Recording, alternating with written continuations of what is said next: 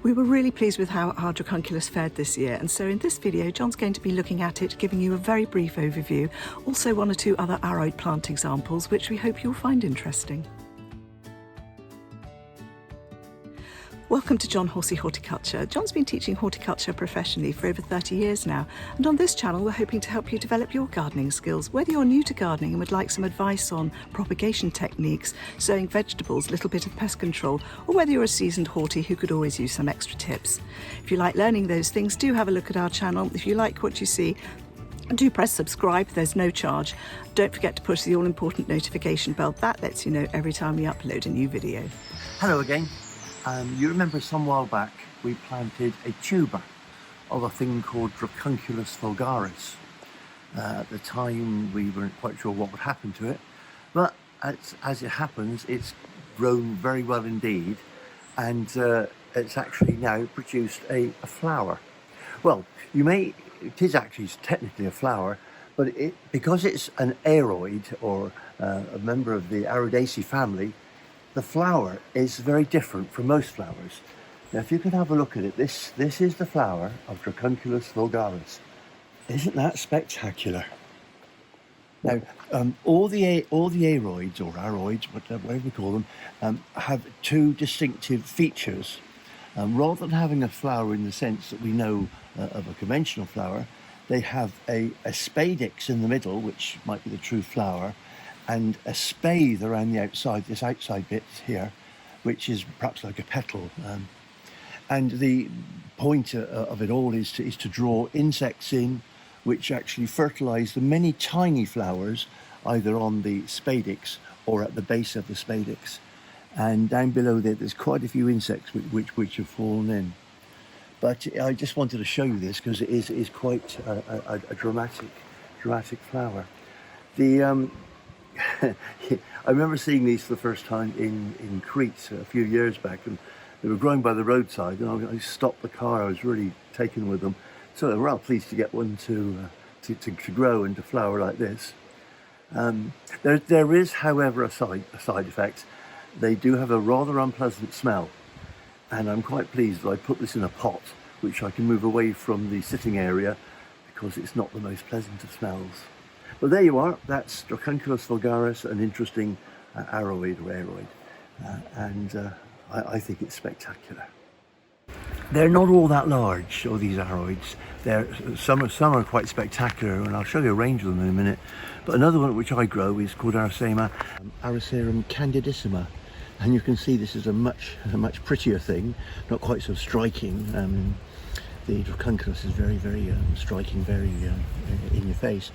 Much tinier one, it's a little woodlander, and much smaller leaves. You can see the leaves here are trifoliate leaves, quite thin little leaves.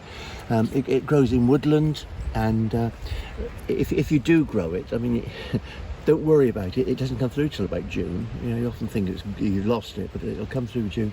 This plant I've had for many years now. It's quite happy in this pot.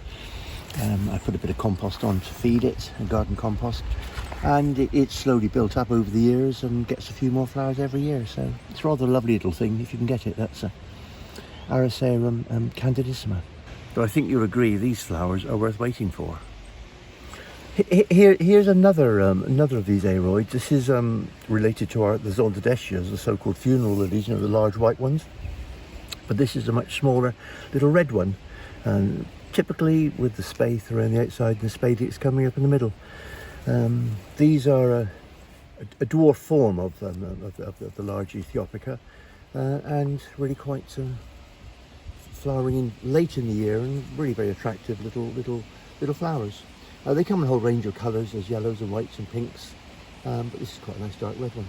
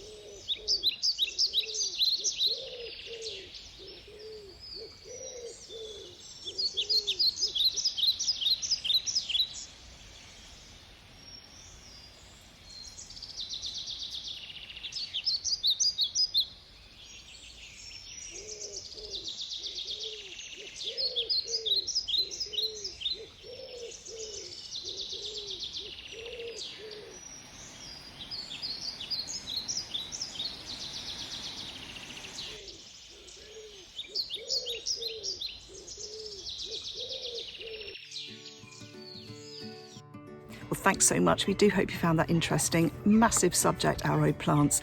We've grown ours in containers outside, but of course the little lilies, little calla lilies do make good houseplants too. If you enjoyed that, do push subscribe, push the all-important notification bell. Thanks so much for joining us here in Somerset. We've loved having you. Until next time.